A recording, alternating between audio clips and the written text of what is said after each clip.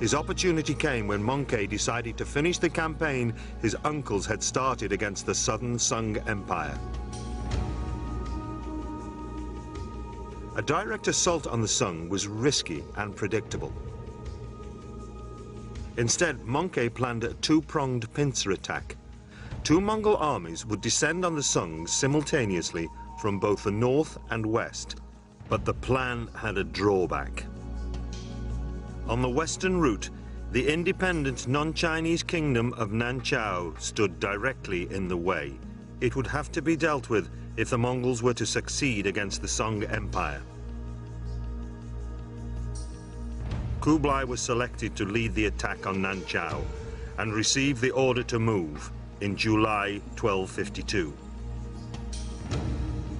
Conquering Nanchao meant a direct assault on its fortified capital, Tali. This invasion was no easy task. Massive obstacles had to be overcome. Three great rivers and the rugged mountain ranges of the Tibetan Plateau lay in Kublai's path. Envoys that Kublai sent ahead to tell the king to submit were beheaded, and the kingdom of Nanchao refused to surrender. After 2 months, Kublai's forces reached the banks of the mighty Yangtze River. The critical moment had come, but there were no bridges.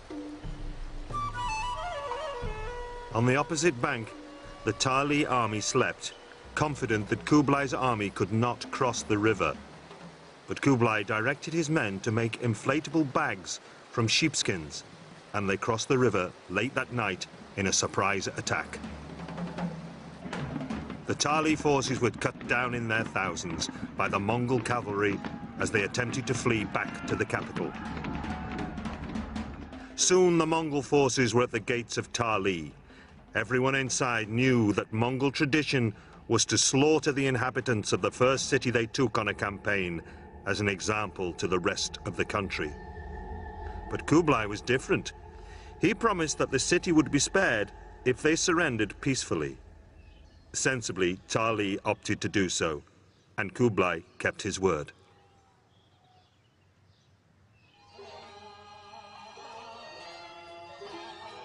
Victorious, Kublai returned to northern China and began to build an impressive new capital city. Called Shangtu, it would be built Chinese style in the lands between Mongolia and China. The new city, which was later immortalized in European literature as Xanadu, aroused concern among Mongol traditionalists. To them, it appeared the young upstart had become Chinese. For a Mongol prince to build a city in China was bad. But when reports arrived that it rivaled the Mongol capital Karakoram, it was too much. And as news arrived that Kublai had overturned Mongol taxation policies, charges of treason were inevitable, as was a family rift that threatened to tear the Mongol Empire apart.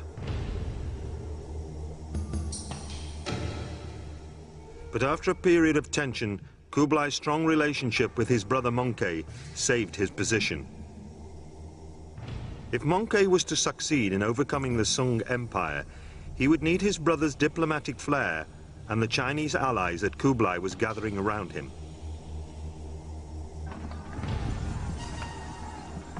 Kublai was given command of one of 4 massive Mongol armies, which left Shangtu in 1258. The Mongol forces made swift progress into central China, but as they reached the banks of the Yangtze River, disaster struck. The south's warm, oppressive climate made it a hotbed for disease. Mongke went down with a serious case of dysentery and died suddenly. The great Khan left no successor, and the Mongol world came to an abrupt halt. The Sung campaign was abandoned. Karakoram was in a state of crisis. Who would take up the position of Great Khan?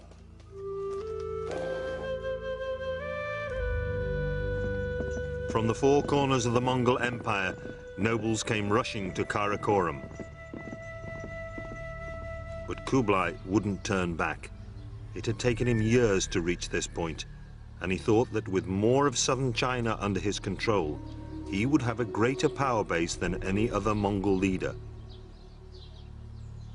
A final conquest of the lands that had eluded his father and grandfather would impress upon the noble families his military prowess and suitability for the position of Great Khan. So Kublai tried to finish the Sung off before he returned north. He continued to fight for 2 months, severing the Sung's main supply line along the Yangtze River. The Sung were in panic. They had been taken by surprise in the initial attacks and were in real danger of a complete collapse. But Kublai couldn't capitalize on his position because back in the Mongol heartland there was turmoil. Kublai's wife begged him to return to the north to face the possibility of civil war, despite the chance he had of smashing the Sung once and for all. The threat in the north was coming from the youngest of Kublai's brothers, Arik Bok, who had remained at the Mongol capital, Karakorum.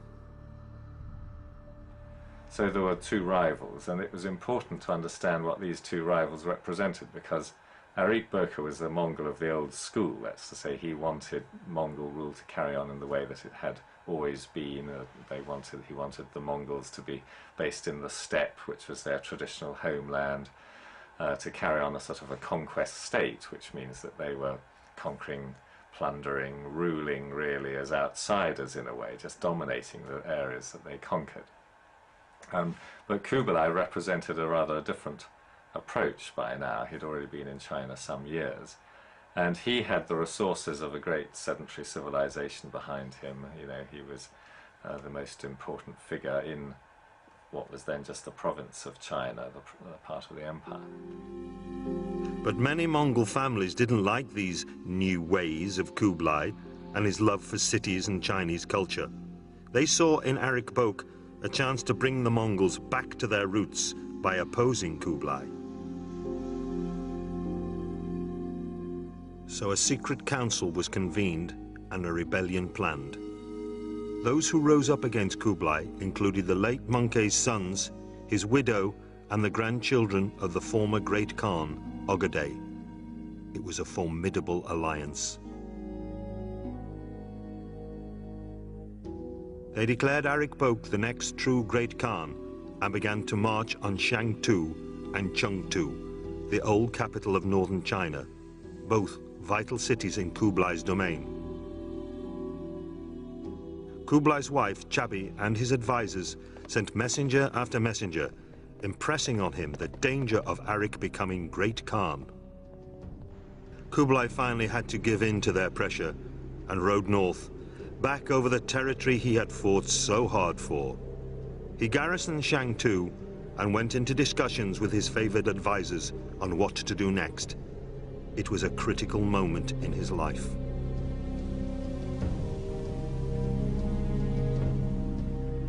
A great council was held at Shangtu, at which prince after prince stepped forward and spoke supporting him.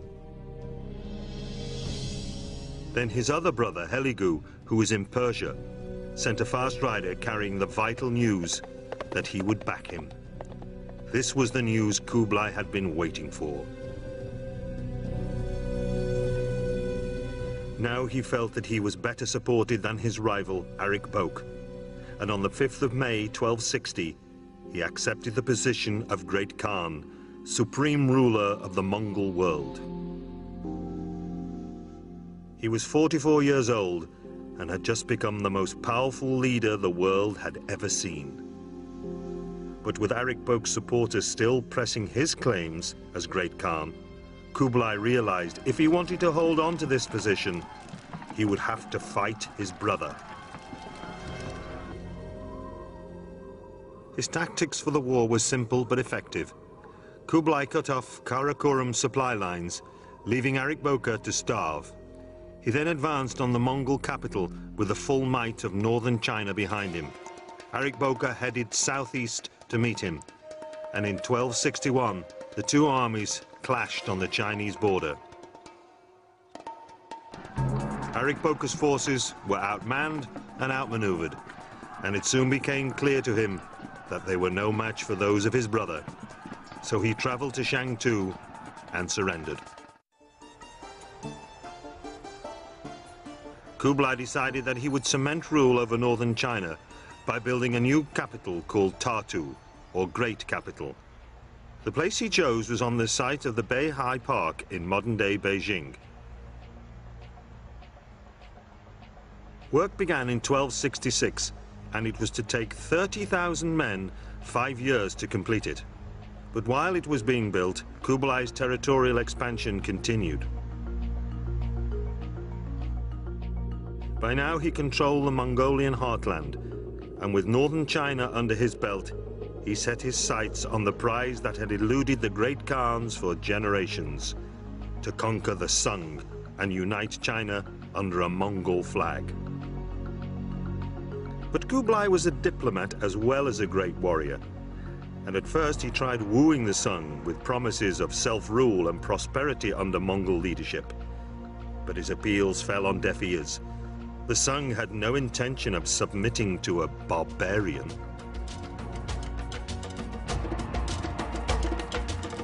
In 1265, skirmishes erupted into full-blown battle.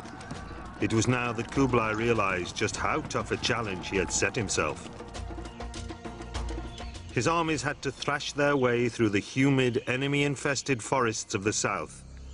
It was a great test of Kublai's skills as a military leader.